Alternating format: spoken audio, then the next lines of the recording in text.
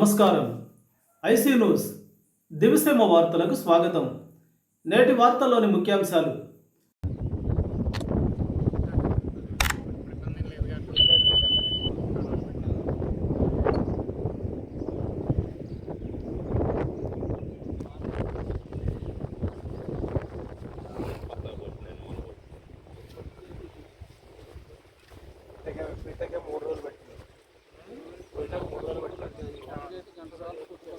Case ఎన్ని రోజులు అవుతుంది?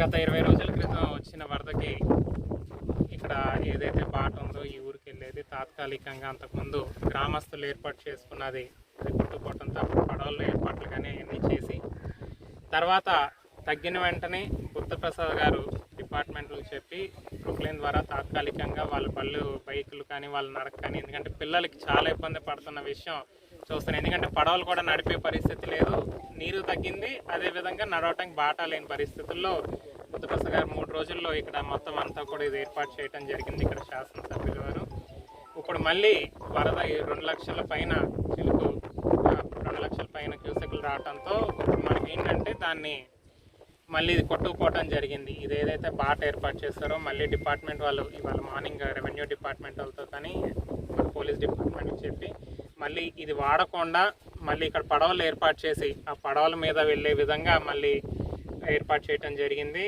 తప్పకుండా ఇక్కడ ఏ అవసరం వచ్చినా కూడా అందుబాటులో ఉండి ఇక్కడ డిపార్ట్మెంట్ వాళ్ళు కూడా అందరూ ఉన్నారు, ఇక్కడ కానిస్టేబుల్ కానీ వాళ్ళందరూ కూడా ఉన్నారు. జాగ్రత్తలు తీసుకుని వీరిని ఒడ్డుకు చేర్పించే విధంగా ఏర్పాట్లు చేయటం జరుగుతుంది. రేపు ప్రజలందరూ కూడా గమనించుకోవాలి, వరద ఇంకా కొంచెం పెరుగుతుంది. ఇవాళ 2 లక్షల పైన వచ్చింది, రేపు 3 లక్షలు అవుతుందని చెప్పి డిపార్ట్మెంట్ వాళ్ళు చెప్తూ ఉన్నారు. కనుక మనకి 2వ తారీఖున అమావాస్య ఉంది, దానివల్ల ఏంటంటే సముద్రం లాగలేని పరిస్థితి ఉంటుంది.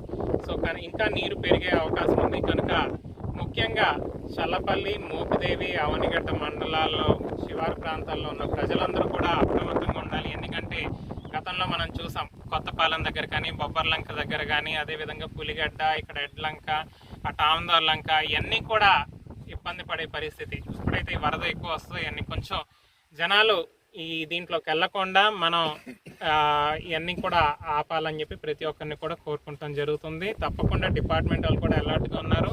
వారు అన్ని ఏర్పాట్లు ముందస్తు జాగ్రత్త చర్యలన్నీ కూడా తీసుకుంటున్నామని చెప్పి వారు చెప్పడం జరిగింది.